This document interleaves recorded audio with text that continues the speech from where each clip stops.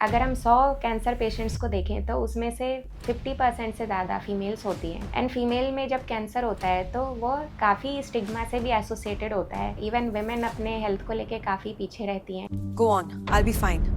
तो इन सब चीज़ों की वजह से जो कैंसर ट्रीटेबल हैं या फिर जिनका इलाज संभव है वो पेशेंट भी सही डॉक्टर के पास नहीं पहुंच पाते।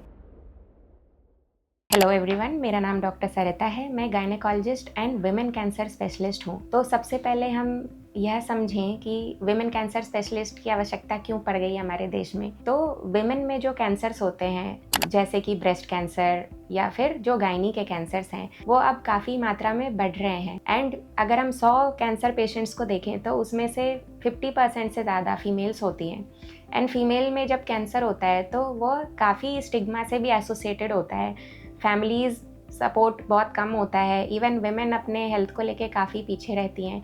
तो इन सब चीज़ों की वजह से जो कैंसर ट्रीटेबल हैं या फिर जिनका इलाज संभव है वो पेशेंट भी सही डॉक्टर के पास नहीं पहुंच पाते।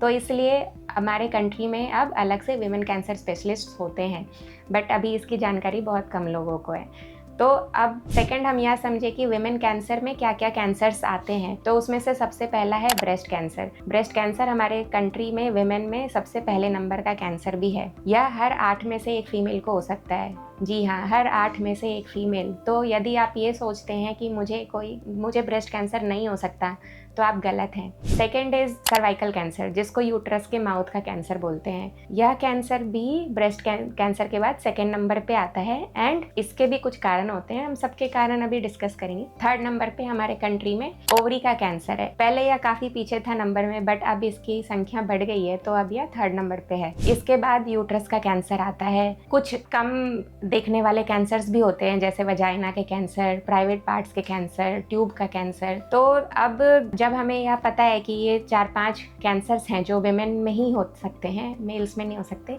तो इनके होने के रिस्क फैक्टर्स क्या हैं या फिर किन पेशेंट्स में इनके होने की संभावना ज़्यादा है। ऑल्दो बहुत बार कैंसर किसी पेशेंट में हुआ है तो ज़रूरी नहीं है कि उनमें हमें कोई रिस्क ही मिले, बट कुछ चीज़ें होती हैं जो उस रिस्क को बढ़ाते हैं। तो अगर हम ब्रेस्ट कैंसर की बात करें तो जो काफ़ी इंपॉर्टेंट रिस्क है जिसकी वजह से ब्रेस्ट कैंसर होता है वह ओबेसिटी है, बढ़ता हुआ बॉडी फैट, मोटापा, हमारे हैबिट्स जैसे कि अल्कोहल का सेवन। उसके अलावा यदि आपको आपके फैमिली में 3 जनरेशन्स तक विमेन को ब्रेस्ट में या ओवरी में या यूट्रस में कैंसर्स हुए हैं तो आपको भी रिस्क हो सकता है, बिकॉज यह कैंसर जेनेटिक भी हो सकता है। उसके अलावा एज अपने आप में एक रिस्क फैक्टर्स है जिसको हम कंट्रोल नहीं कर सकते। उसके अलावा स्ट्रेस, पुअर स्लीप एंड कुछ और मेडिसिन भी होते हैं जिससे इसका रिस्क बढ़ सकता है। तो यह ब्रेस्ट कैंसर की बात हो गई।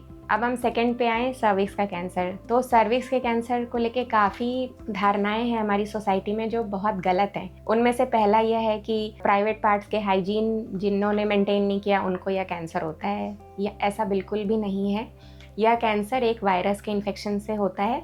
उस वायरस का नाम है ह्यूमन पेपिलोमा वायरस। अब यह वायरस का इन्फेक्शन किसी को भी हो सकता है, हमें, आपको, किसी को भी हो सकता है। 100 में से 80% वुमेन कभी ना कभी इस वायरस के इन्फेक्शन से ग्रसित होती हैं, बट 95% से ज़्यादा में वह इन्फेक्शन अपने आप ठीक भी हो जाता है। आप इसको फ्लू वायरस जैसा भी समझ सकते हैं एंड यह वायरस सेक्सुअल एक्टिविटी से ट्रांसमिट होता है। अब यह समझना बहुत ज़रूरी है कि यह वायरस का इन्फेक्शन फीमेल में भी होता है, मेल में भी होता है। मेल में भी इससे कुछ कैंसर्स होते हैं जैसे माउथ के कैंसर होते हैं, हेड एंड नेक के कैंसर्स होते हैं, प्राइवेट पार्ट्स के कैंसर होते हैं। तो ओवरऑल जो एक व्यक्ति से दूसरे व्यक्ति में फैलने का माध्यम है वह सेक्सुअल इंटरकोर्स या फिर स्किन टू स्किन कॉन्टैक्ट है। बट सारे पेशेंट्स में वायरस के इन्फेक्शन से कैंसर नहीं होता, बट जिन पेशेंट में कैंसर हुआ है उनमें 70 to 80% पेशेंट्स में यह वायरस मिलता है हमें। इसके अलावा कुछ और कारण होते हैं जैसे काफ़ी लंबे टाइम तक नीचे से डिस्चार्ज है, नीचे के रास्ते में इन्फेक्शंस चल रहे हैं, तो यह सारे भी रिस्क बढ़ा देते हैं कि